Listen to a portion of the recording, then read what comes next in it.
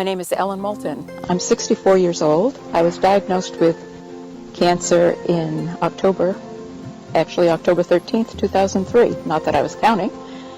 And at that time, I was absolutely stunned. I had had a summer of having terrible back trouble playing golf, and it got to the point where I just couldn't do it anymore, so I asked my doctor about it, and he sent me for an MRI. Prior to that MRI, I'd had a mammogram. They saw a shadow. They wanted me to do a punch biopsy, so I did that the same day I had the MRI. Lo and behold, he had to tell me I had cancer, and I had not expected that. I thought this punch biopsy was going to be nothing.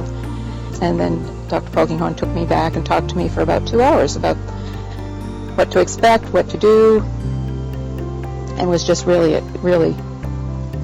lifesaver for me. I mean, it was just so shocking to me. I'd never expected to have cancer in my life.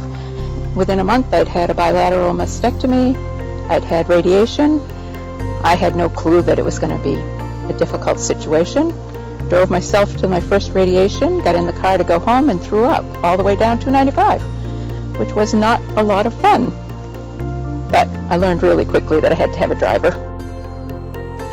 One of the very first things I did was go online on the computer to look up my life expectancy, which said 2 years. The funny part about that was 2 years to the date, it came right back to me, October 13th, 2005. I was still alive.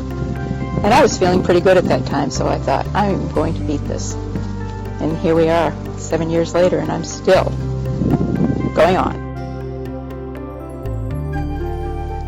I think I've been very fortunate in that I have a huge circle of friends and family. So, my kids take care of my lawn, take care of my trash, cook for me. My sister does a lot of transporting me to appointments when I need them. Friends come, stay, cry with me, laugh with me. But I don't tend to cry a whole lot. I think that smiling gives you much more positive energy and a better outlook. And cancer's nothing to smile about, but it's also not going to get me down, so I'm not going to cry about it. People involved in my care have meant a great deal to me and still do and always will. Dr. Polkinghorne, as I said, was there the day I was diagnosed when poor Dr. Stern unwittingly walked into having to tell me I had cancer. I think having a good support system in that aspect is also really important. And I have been very fortunate with my people. I think being a psychiatric nurse, I think it's important to share your story. And I deal with a lot of people every day that want to keep their illnesses or whatever secret. And it's a burden to keep it a secret, as far as I'm concerned. I mean, there's no shame in having cancer. And I would encourage anybody to talk about it. When people are willing to talk, it makes it so much easier.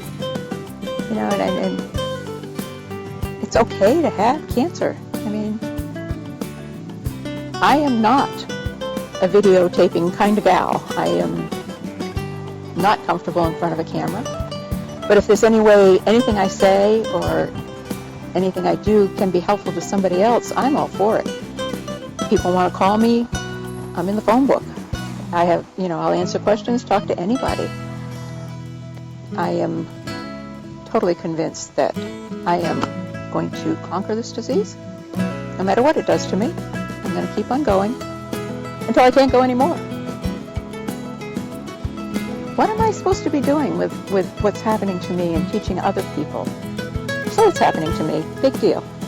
What can I give to other people to make them get through this whole process?